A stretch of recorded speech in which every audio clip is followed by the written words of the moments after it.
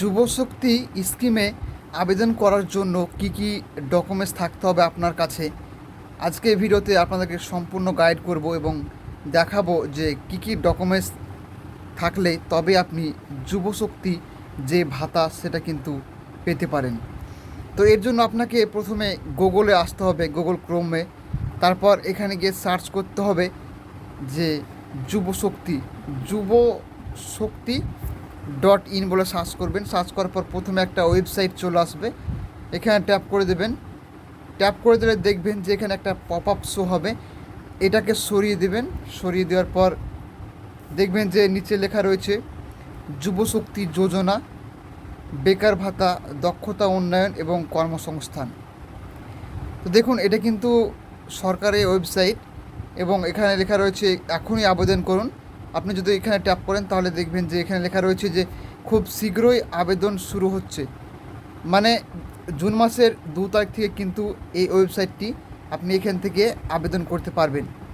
এখন কিন্তু কাজ করছে তারা ওয়েবসাইটের মাধ্যম দিয়ে। তো দেখুন এখানে লেখা রয়েছে যে যোগ্যতা যাচাই করুন।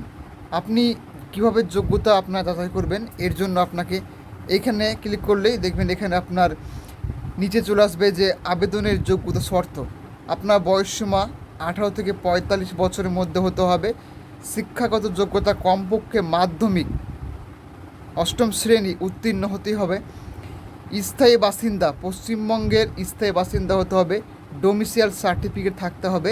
এবং দেখুন এখানে কোনো সরকারি বা বেসরকারি প্রতিষ্ঠানে চাকরিতে নিযুক্ত হওয়া হবে না, মানে আপনি একদম বেকার থাকতে হবে, তবেই কিন্তু আপনি যুবসাথী যে ভাতাটা আপনি পাবেন। দেখুন কীভাবে আবেদন করবেন।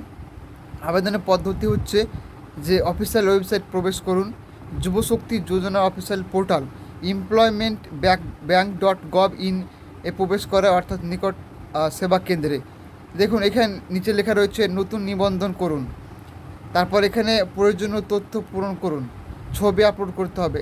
এবং দেখুন নিচে লেখা রয়েছে কী কী ডকুমেন্টস লাগবে: Aadhaar card, voter ID, PAN card, শিক্ষাগত যোগ্যতা সার্টিফিকেট অর্থাৎ মাধ্যমিকের সার্টিফিকেট, ব্যাংকের পাসবুক যেটার সঙ্গে আপনার ডিবিটি লিঙ্ক থাকতে হবে, পাসবুক সাইজের ছবি এবং স্থায়ী বাসস্থানের প্রমাণ এবং ইমেল ও মোবাইল নম্বর সমস্ত কিছু থাকতে হবে আপনার কাছে।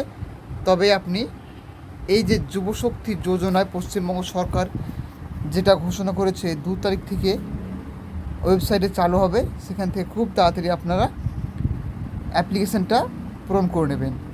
আর যত সম্ভব আপনারা প্রত্যেক দিন এই যুবশক্তি যোজনা ওয়েবসাইটটা আপনারা চেক করবেন। যখনই আপনার ওয়েবসাইট চালু হবে সঙ্গে সঙ্গে আপনারা ফর্মটিকে ফিল আপ করে নেবেন। তো দেখুন এখানে 3,000 টাকা মাসিক বেকার ভাতা, সর্বোচ্চ 3 বছর, এটা 3 বছর দিবে তাই লেখা রয়েছে 3,000 টাকা করে। তো আশা করি ভিডিও ভালো লেগেছে। যদি ভালো লাগে অবশ্যই লাইক, কমেন্ট, শেয়ার করতে ভুলবেন না। Thank you so much. দেখা হবে একটা নতুন ভিডিওতে।